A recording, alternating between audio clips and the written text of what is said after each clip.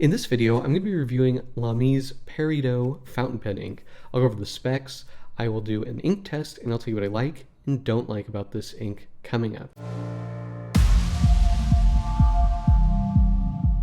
Blake here with Blake's Broadcast. On this channel, I review fountain pens, paper, and ink, and as always, I put links to the show notes in the description below. And if you haven't already, please hit that subscribe button. It really helps out my channel. Alright, let's get on with the review. So today we're looking at Lamy Peridot. This is from their crystal line, which is their like more premium line. And this is the second ink that I've tested from that line. I've tested a black ink called Obsidian, which is a really nice black ink. They're all named after gemstones, and they're $16 for a 30 milliliter bottle. I like the design of their bottle. Here I have a writing sample where we have a Lamy Pure up top. This is a Papermind Cosmo Airlight hardcover notebook, so this is Cosmo Airlight paper. And we have the 1.9 millimeter Lamy Joy nib and the standard fine Pure nib. This is a nice kind of medium, darkish, I would say it tends towards a darkish green, medium shading. There really isn't much in the way of shimmer, or sheen rather. No, there is no shimmer. It's on the drier side, which is similar to the Lamy Obsidian ink that I used previously. I looked up the gemstone Peridot or Peridot. Not really that familiar with it, but it's more of a yellowy green, at least from the pictures that I've seen. So this isn't really that close to that. It's definitely on the drier side. So for me, this probably wouldn't be one that I would buy a full bottle of. In terms of just the color in general, we can see it on Mitsubishi bank paper here, and it does look maybe a little bit more yellowy. And then on Rhodia 80 GSM, it looks very similar to the Cosmo Airlight here, so not a lot of color change there.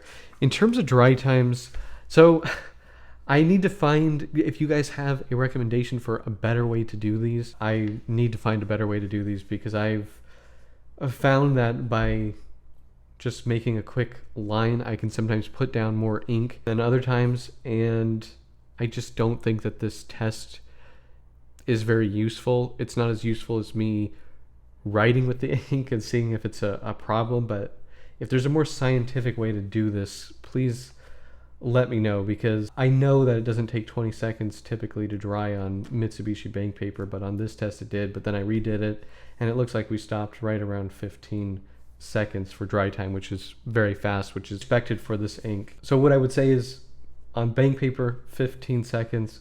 On Cosmo Airlight, 25 seconds was the dry time that I got. But again, it's really not scientific. I need a better way to do these. Now let's do some live writing. I'm using my ink miser here, and we can start with the Kakimori pen nib.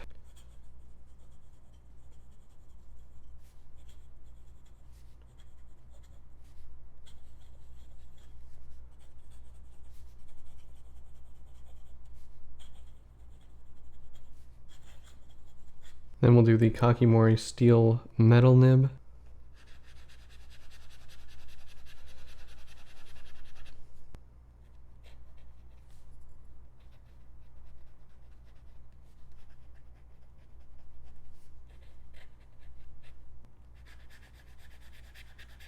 It definitely looks much darker here. There's a lot more ink volume that we're doing here just because of how much ink goes in here, but the dry writing shows it more light in color, which is kind of interesting. Not exactly what I was expecting, but it makes some sense. Try this silly ruling pen.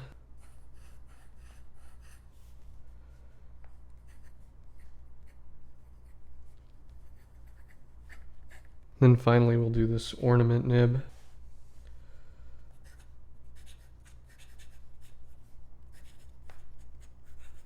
Nope, didn't get very much of it. Let's do a water test, and then we'll come back and see how it did here. This has been dry for a couple days now.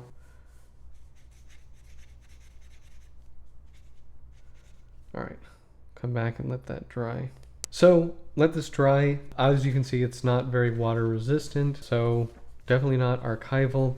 I really don't get much of any sheen. Maybe there's a touch of kind of goldish, reddish sheen, but not much of that there. Overall, it's well behaved, just on the dry side. So what are my pros and cons for the Lamy Peridot ink? Well, I think it's a decent darker green ink. It has a nice color to it. It seems pretty well behaved. It's been easy to clean out of my pens, but that's kind of it. I don't think that their crystalline, at least in my limited experience now, performs as well as their standard ink line. It is definitely a drier ink, and for that reason, I personally would not get a bottle of this for myself. There's medium shading. There's really no sheen at all. It's just not really a wow ink. Now, it is $16 for 30 milliliters, so it's not crazy expensive, but it's also not really that cheap either. So it's kind of, I'm putting this one in the meh category. If you need a drier green ink, this could be a good option, but otherwise I would look for probably something else. But that's pretty much it. Do you guys have this ink? Do you like this ink? Let me know in the comment section below. And if you like this video, please hit that like button. And if you want to see more fountain pen, paper, and ink videos, please hit that subscribe button. Thank you so much.